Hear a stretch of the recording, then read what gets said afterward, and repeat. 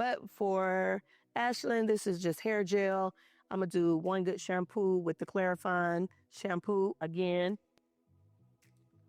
The Charcoal Clarifying Shampoo is our #1 shampoo that we use. We also sell this on our website. And I'm going to listen for the squeak. So pay attention. Straight from the chair. All right, when shampooing longer hair, so longer, thicker hair. Now you see this client here has come in and there's a lot of products on her hair. Do you mind telling me what do you have on your hair? I have hair gel. Hair gel. And so sometimes you can feel it to know like if you need to do a deeper cleansing, which is sometimes we will put the clarifying on the client's hair and sit them under a hydration machine.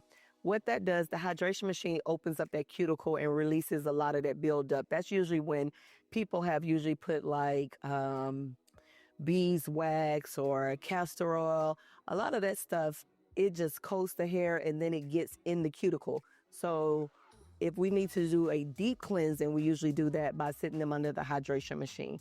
But for Ashlyn, this is just hair gel. I'm going to do one good shampoo with the clarifying shampoo again. The Charcoal Clarifying Shampoo is our #1 shampoo that we use. We also sell this on our website. And I'm going to listen for the squeak. So pay attention. Let's see. And in the beginning with hair, when it's coming like this, you want to rinse, rinse, rinse. And as I can feel this coming off of her hair, like I can really, so I know by this point, no, she doesn't have to have a deep cleansing because I can feel it coming off her hair. If my hands are still like feeling a whole bunch of oil after rinsing and rinsing, you probably need to do a deep cleansing. Another natural deep cleansing that we will use sometime is baking soda and apple cider vinegar. Because sometimes that castor oil and beeswax, baby, it is not friendly for the press.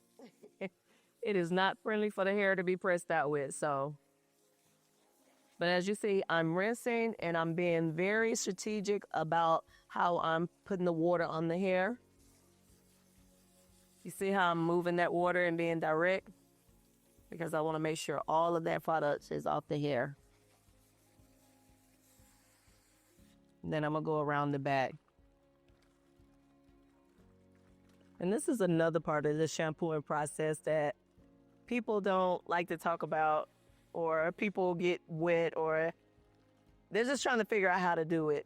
Clients, if you lean up too far, you're going to get wet. Clients, if you hold your neck tight to the bowl, you're going to get wet. Relax your head and let the stylist guide your head. Let us do the job. We don't need your help. We got this. Okay? All right. Yeah, she almost got a good squeak in there. You know why? Because she's a Gresham Giles regular. Yeah, so you see her natural curl. See that? Okay, so you wonder how much product do I need to use, right? Here we go again. Quarter size. It's moving, but it's not that much. You don't see a whole, you didn't see me do this. Just a little bit goes a long way. Once again, emulsify it in your hand. Now I'll separate a little bit and go straight for the middle. Put it in and then come around on the sides and do the hairline. You see how much lather is in this? Look at this lather. And y'all saw me use a quarter size, right? A quarter size. And it has lathered her whole head. Doesn't take a lot when you're dealing with great products and highly concentrated. And so once again, a little different. I'll start at the back. You can come up with your own technique on how you shampoo, but the goal is to have a pattern so that you can cover the whole head and learn how to use your fingertips and massage the client so they can have a great experience.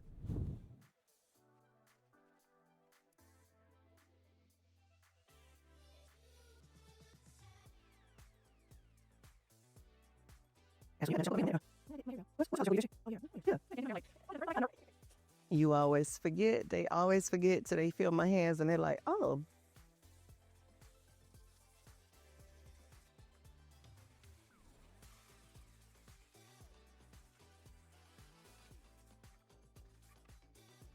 That good squeak. Here we are back, 345, Perfection 345. This is our protein shampoo. And as I said before, that the protein shampoo is, the secret ingredient to this protein shampoo is sea moss. Now, you saw what I just did? I felt like I poured too much in my hands. You see that? So I'm going to take half of that out and put it. And that's all I'm going to put in her head. You see this? I poured too much and I was able to catch myself because I believe in watching my products. Once again, emulsified in my hand. I'm going to client head out and look at that lather. You see that? That was a lot, even in itself. But imagine if I'd have used the rest of that. That's a whole nother head I just put back in there, maybe two. And the shampoo begins.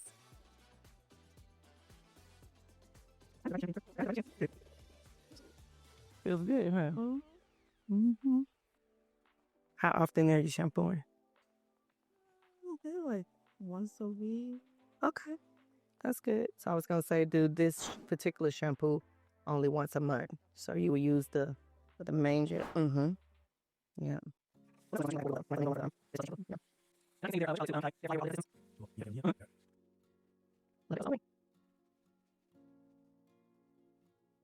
So you all saw the conditioner that I put in and detangling. One of the things that I do with detangling natural hair is I comb from the roots just to where the tangle stops. I don't try to push through it. I'm just combing from the roots. Then I go to my ends and I come up to that little area. All the way, I work myself up. And you see that I have her hair laying in my hand and I'm just combing gently. When I get a little tangle, I'll hold it so that I'm not pulling on the client's hair from the scalp.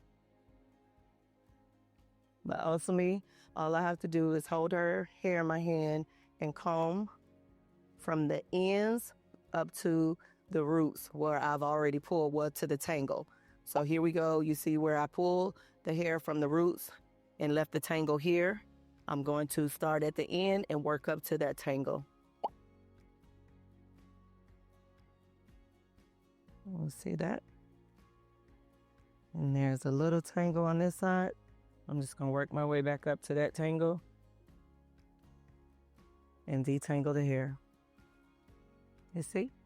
Now, I know what y'all saying. That's the front. That's the easy part. Okay, I got a part back here, right in the middle. Same thing. So I'm going to go in and try to pull from the roots as much as possible to a tangle area. You see here? This is a tangle area. Let me get this little long piece out the front because y'all know that y'all like to come to people's page and judge. So I'm going to show you I'm doing the middle where it's the tightest. And I'll come up, like I said, as much as it allows me without making going through that tangle. Then I'm going to start at the ends. Start at the ends. I'm holding a little tighter because this hair curl pattern back here is a little tighter than it was in the front. But same thing. I can still lay this hair in my hand and detangle from the ends up to the tangle. And people will say from the ends to the roots. It's the same thing, but I brought this tangle to right here. And so this is how you detangle hair. And I still have the conditioner in here. So be mindful that products definitely help. And I know some of you, oh my God, using that small tooth comb. Yes, I want the conditioner to get all over the head. I want the hair to be really, really detangled. If I take a wide tooth comb and go in, this is all I'm detangling. I'm not going in really detangling. Now, her hair has been up in a bun for about a week. Your hair sheds 100 to 150 strands a day. If it's been in a bun and gel back, this is not called breakage. This is hair that has been released naturally, but now it's caught up in the hair.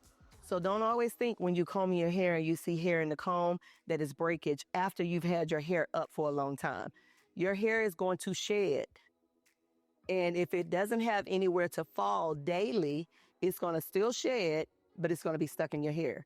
So don't be alarmed. Don't go screaming, I'm going bald, when you detangle your hair or pull your hair out of even like the braids and locks, not locks, but braids and extensions. You're going to have a lot of hair that's going to come out because it's according to how long you keep it in. Okay? So yes, that was a class on detangling. That's a whole video by itself too. All right. And she's detangled. Okay.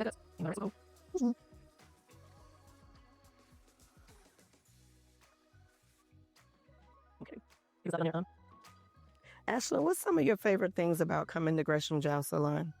The environment. I think it's a very safe state. Just like talk and let your hair down and really just feel comfortable. Yeah. How long you been coming? Since, since 2020. Okay. So we first moved here. Okay. Yeah. Yeah. Is it close to you? Yes. Convenient. Down the street, literally. Now you are. Oh, yeah. Before I was in South Fulton. Okay. A bad driving away, but Okay. yeah. The convenience of parking and everything. Mm-hmm. Good. Upon coming to Gresham Giles, what are some of your favorite amenities that we have? Just talking about snacks. Oh, of course. Yes, the snacks. Is the refreshments, the good refreshments. Yes. The Wi-Fi. Oh, yes, the Wi-Fi. Yep. See, those things, the reason it doesn't pop out to her because they're natural for her. She's been coming long enough that they're like, oh, I don't get that, but let her go somewhere else. She'll realize, I'll go. Do you go other places? You've been other places and you're like, oh my God, there's a huge difference. Just like my in-between. If I'm not here, like you say, usually my styles are like half up, half down in a bun. And then that's when I remember I have to ask for that stuff. Yeah. They don't even provide snacks. It's like we're sitting in silence. Really? You don't get to talk? The stylist doesn't talk to you? Right. Or you don't feel comfortable. Oh, okay. Okay. You know, I never thought about that. You don't even feel comfortable having a conversation with them. Right. Wow. That's something I never thought about. Like, you as a stylist have to be approachable, I guess, and your character, your energy has to connect with the client. I definitely know that for a fact as far as my energy has to connect with my client, because I'll get rid of a client or new clients that come in. I'll let them know, hey, you know, it was a pleasure doing your hair, but we're not a fit. And we have to be okay with knowing that everybody is not our client and every stylist is not your stylist. And it's okay, y'all. That's the other thing. It's okay. It doesn't make me a bad stylist. It doesn't make you a bad client. We just don't match. And that is still a relationship. This is a relationship. Don't you think we have a great relationship? I think so. Yes. I mean, you definitely have to have a relationship with your stylist. Now, some of you, I had someone in a comment was telling me she didn't care what her stylist wore. She didn't care how it looked. She said it like 100 times. I said, I get it. I'm not your stylist. You don't care. But my clients that come in here, they'll tell me in a minute. You sick? Something going on? You don't look like you coming to work. Like, I'm coming to my job. This is my career. They have to dress up, so that's what they want for me. And once again, that's for me. Some people don't care what their stylists look like, or some people don't care that they don't want to talk. They don't care about having a conversation, but I like relationships. Y'all been with me for a while. You and your mother. Yes. Yes. So what about your hair? What do you like at Gresham Giles about your hair? The attention to detail, especially since I have a lot of buildup from my buns and everything, putting me under the steamer Yes, especially when I need a scalp treatment. It's just that detail that I really notice personally. Do you? Well, tell them about your color incident. Which one? The red? Just all over, like how I wouldn't do some things and how I would, like, just elaborate on that. Okay. So I'm really into color. And one thing about Crystal, if it's not good for your hair, she will not do it for you, no matter how much you beg. And I've tried. So trust me, she won't do it. But it was a time where I had dyed my hair red with box dye. And of course, later on, I want to dye my hair again. So what she recommended is we're going to grow my hair out and we're going to just keep cutting the color out until it comes out. So then we just, eventually all the dye drew out. She kept coloring it, treating it back to normal. And then eventually, of course, in true fashion, I asked if I can dye my hair blonde. And she gave me the whole rundown of if you're going to do blonde, you know, if you wear your hair out, if you wear it in the bun, you can't do that. It's like you have to go. It takes a lot to maintain that color. So after that lesson, went to jet black, trimmed it, and that's the whole journey with the color. And what is our rules for having jet black hair? We can't ask for any more color. We can't. And I'm fine with that. I'm fine. I've settled on the jet black and I'm completely fine. Yes. And so having the color, y'all, that's a whole nother episode, but I understand healthy hair. I like healthy hair. I don't like hair that's just styled and colored, and when I get up on it, I could tell that it's barely there. That's not who I am. I like healthy hair, so they know when we go jet black, unless she cuts it all off, then nothing's gonna lift this up but bleach. And it's kind of harsh on the hair, and she likes her healthy hair, and so that we don't. Can we do that? Yes. Can we keep it healthy by adding all the things that you can do to spray on the hair to help the hair to be healthy? Yes. But when she goes and she gets those braids or she puts something else in her hair, I know, like, her hair would not feel the same. You can't put the same kind of heat on it. You can't do the same things to it. And someone who doesn't like to do their hair a lot, you got to think of their lifestyle. She's not gonna get a chance to do that. Now, could she definitely get some blonde highlights and we do something? Yes, we definitely could. But once again, she knows she will have to be in here quite often so that we can keep her hair on her head. But I'm just a healthy hairstylist, and some people say, well, if I don't follow your rules, then I can't come to you. Well, then that's fine. I don't have a problem with that. You're just not my client. I'm not the stylist for you. I think my clients like my rules. Absolutely, yes. It's kept my hair long and healthy, so I'm not complaining at all. Yes. So once they see the results, they don't mind. They joke all the time about some of them being on punishment, what they can and can't get, but they still faithfully come in. And, you know, and those who don't, some have just left because I won't do certain things, and I'm fine with that. We can still go have a glass of wine. That doesn't mean we have to break up. I don't know why people think because I won't do something for you or you are not liking something I do, we can't have a conversation. Miss Crystal, I'm going to go into extensions right now. I don't want to come back right for a while. Okay, good. Ashlyn, can I still come down to the place and we go downstairs to get something to eat?